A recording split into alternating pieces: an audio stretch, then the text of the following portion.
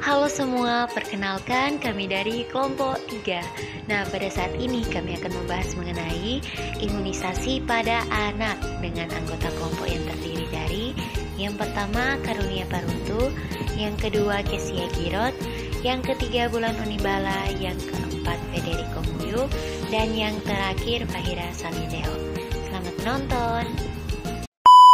Imunisasi adalah upaya meningkatkan kekebalan pada anak untuk mencegah tubuh dari penyakit berbahaya.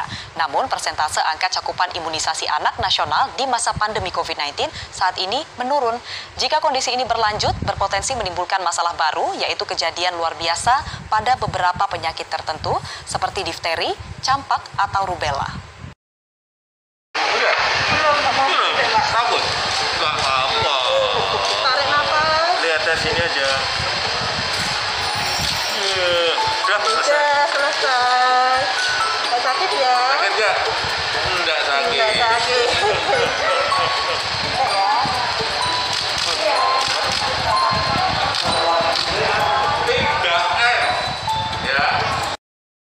Nah, seperti yang dapat dilihat dari video tadi, bahwa pemerintahan pun memberikan perhatian terhadap pentingnya imunisasi pada anak. Oleh karena itu, yuk kita simak bersama-sama seperti apa sih imunisasi itu pada anak dan penjelasan-penjelasan lainnya terkait imunisasi pada anak. Nah, apa sih imunisasi itu? Imunisasi merupakan suatu cara untuk meningkatkan kekebalan tubuh seseorang terhadap suatu penyakit, sehingga bila kelak seseorang tersebut terkena penyakit tersebut, ia tidak akan menjadi sakit. Selanjutnya, apa sih pentingnya imunisasi pada anak? Nah, imunisasi bertujuan untuk menurunkan angka kesakitan dan kematian dari penyakit yang dapat dicegah dengan imunisasi. Setelah anak imunisasi, berarti diberikan kekebalan terhadap suatu penyakit tertentu. Anak yang kebal atau resisten terhadap suatu penyakit belum tentu kebal terhadap penyakit yang lain. Karena itu, imunisasi harus dilakukan secara lengkap. Nah, pada dasarnya imunisasi adalah proses merangsang sistem kekebalan tubuh dengan cara memasukkan suatu virus atau bakteri. Sebelum diberikan, virus atau bakteri tersebut telah dilemahkan. Nah, bagian tubuh dari bakteri atau virus itu juga sudah dimodifikasi sehingga tubuh kita tidak kaget dan siap untuk melawan bila bakteri atau virus sungguhan menyerang. Mencegah lebih baik daripada mengobati. Karena itu, imunisasi adalah langkah yang baik untuk mencegah terjangkit suatu penyakit tertentu. Memang keberhasilan imunisasi tidak terjamin 100%.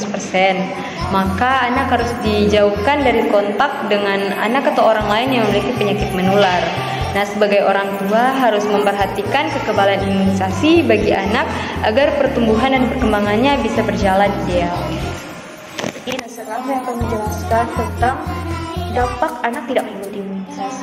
Di pertengahan 2020, Badan Kesehatan Dunia WHO bersama UNICEF mengeluarkan pernyataan bahwa terjadi penurunan jumlah anak yang mengikuti imunisasi, terlebih akibat pandemi COVID-19. Pemerintah Republik Indonesia juga terus memastikan agar anak mendapatkan imunisasi. Bahkan tenaga kesehatan di seluruh dunia, termasuk Ibu Kota Jakarta, selalu mengingatkan kepada orang tua untuk membawa anak-anaknya diimunisasi sesuai jadwal.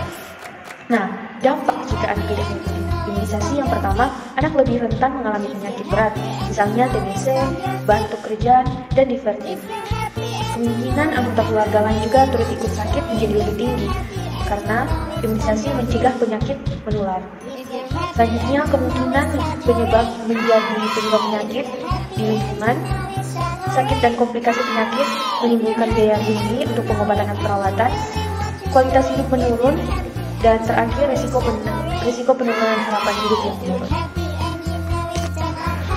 Nah, selanjutnya kita akan membahas tentang hoaks dalam imunisasi.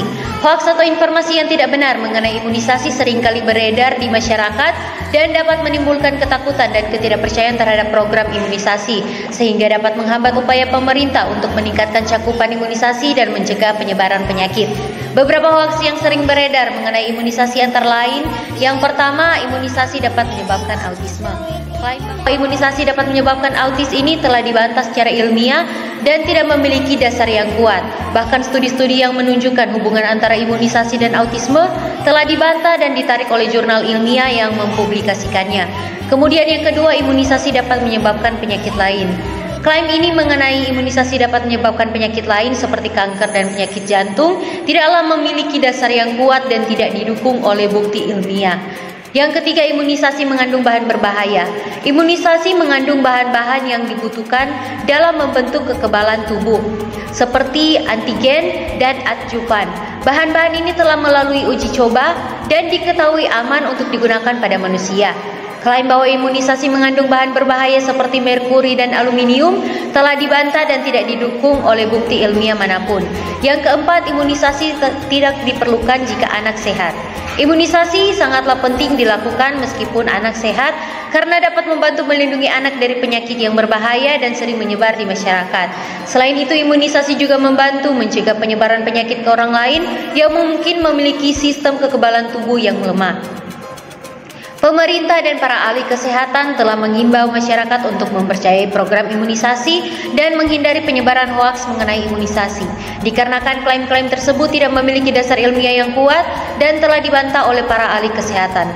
Beberapa penelitian besar telah menunjukkan bahwa tidak ada hubungan antara imunisasi dan autisme bahkan penyakit lain. Bahan-bahan yang digunakan pun dalam imunisasi juga telah melalui uji coba dan diketahui aman untuk digunakan pada manusia. Imunisasi merupakan upaya yang penting dalam menjaga kesehatan masyarakat dan mencegah penyebaran penyakit yang berbahaya. Selanjutnya, jenis-jenis imunisasi yang dilakukan pada bayi dan anak. Untuk bayi yang baru lahir atau berusia kurang dari 24 jam, diberikan imunisasi hepatitis B. Untuk bayi yang berusia 1 bulan, diberikan imunisasi berupa BCG dan juga polio tetes 1. Nah, untuk bayi yang berusia 2 bulan, diberikan imunisasi DPT, HB, juga HIB1, polio tetes 2, serta PCV. Selanjutnya, untuk bayi yang berusia 3 bulan diberikan vaksin DPT, HB, dan juga HIB2 serta polio tetes 3 dan PCV. Untuk bayi yang berusia 4 bulan diberikan vaksin DPT, HB, serta HIB3, juga polio tetes 4 dan polio suntik atau IPV. Nah, untuk bayi yang berusia 9 bulan diberikan vaksin berupa campak rubella. Nah, dan untuk bayi yang berusia 10 bulan diberikan vaksin JE atau Japanese Encephalitis. Nah, pemberian imunisasi pada bayi usia 12 bulan adalah PCV. Pada bayi usia 18 bulan diberikan DPT, HB, HIB3 dan juga campak rubella. Nah, anak kelas 1 SD diberikan campak rubella dan juga DT, anak kelas 2 SD diberikan DT, anak kelas 5 SD diberikan DT dan HPV, dan untuk anak kelas 6 SD diberikan HPV.